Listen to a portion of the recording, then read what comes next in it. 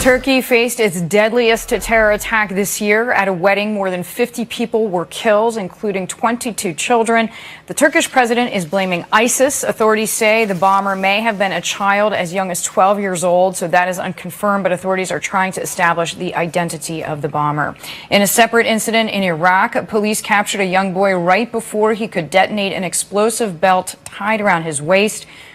For his thoughts, the president of the American Islamic Forum for Democracy, Dr. Jasser, is with me now.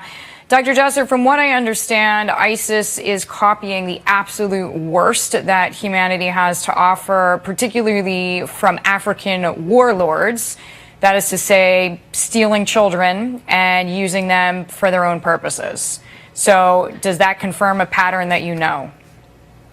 Oh, absolutely. These people will stop at nothing of their barbarism to try to create chaos in the enlarging rings around Syria. And as they try to solidify power, they want the Sunni outflow from Syria actually to stop. So for them, it's win-win, regardless of how evil, how much they dehumanize children. And the softer the target, the better, because Turkey right now is part of the anti-ISIS ops. But they don't care the fact that Turkey's actually been helping many of the peri-Islamist groups, be it Al-Qaeda, Jabhat al-Nusra, and even some money has been going to ISIS with Saudi Arabia and others helping. So they don't care. What they care about is the world divided into the land of Islam and the land of war. Turkey's sort of on the land of the West. With the war against ISIS, they want to see chaos created. They want to see the millions leaving come back, because the ethnic cleansing that Assad is doing can only be stopped by creating chaos. This was 20 miles from the border, and there's no softer targets than weddings.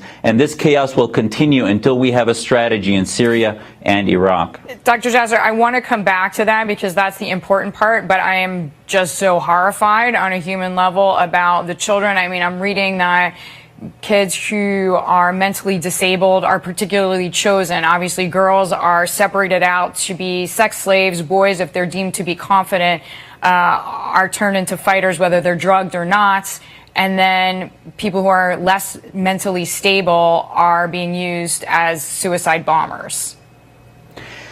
Well, this is the inhumanity and the depravity of these. It almost makes you want to say that they're a cult, but it's beyond a cult, because it's a fascist, supremacist, theological mindset that believes they can do anything on this world, in this world, because they will go to heaven. They have the keys with their jihad to heaven. And this is why Muslims need to lead this fight. This is why we need to target the root cause. The founding fathers of ISIS and this barbarism is the Wahhabi mentality of Saudi Arabia, where women are enslaved, where children have no rights of choice, even teens or otherwise. So there's a slippery slope there that we're ignoring by and somehow saying, well, this is just sort of weird cultish mentality, when in fact their genocidal mentality is root caused from within a theological supremacism that is political Islam. It's not the Islam I know and practice, but it is certainly an Islam that we need to target and defeat on the battlefield and ideologically.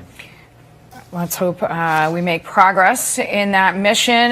Dr. Jasser, I want to shift gears and ask you about something to do with Iran. Illinois Senator Mark Kirk saying that President Obama, he essentially compared the president to a drug dealer. And the context, of course, this $400 million payment to Iran that has been coincidental, at the very least, with the release of American prisoners. So I'm going to quote the senator here. He says, "We can't have the president of the United States acting like the drug dealer in chief, giving clean packs of money to a state sponsor of terror. We're going to see problems in multiple countries because of the money given to them." For larger context, because you know that all of these things, and as an expert, this was money that was part of a larger package, and there are people who defend President Obama and say this was used as leverage, not as ransom. I want to know from your perspective on how the Middle East sees us. How do you think we were perceived in that situation? And Deirdre, that's the most important thing. The bottom line is the Obama administration's been lying about the reality. They keep exposing. Now it's leverage. Initially, they said it wasn't linked. Then when the Wall Street Journal exposed what was really happening, then they said, well, it was leverage, it wasn't ransom.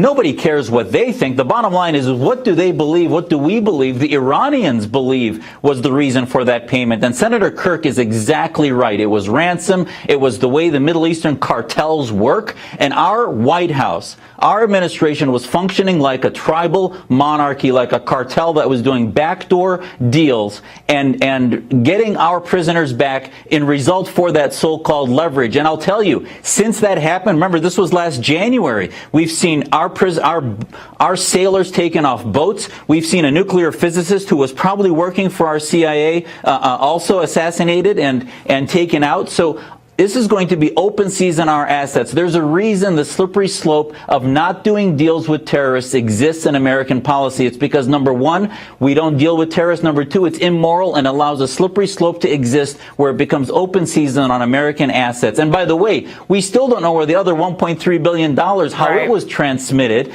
And they're not telling us. They said, oh, we're not going to tell you. Well, I'm really concerned about our democracy when our president can do things in a non-transparent way and we sit back. I mean, my parents escaped this nonsense from Syria in the 60s, and here I am. The President of the United States seems to be doing these same type of back deals.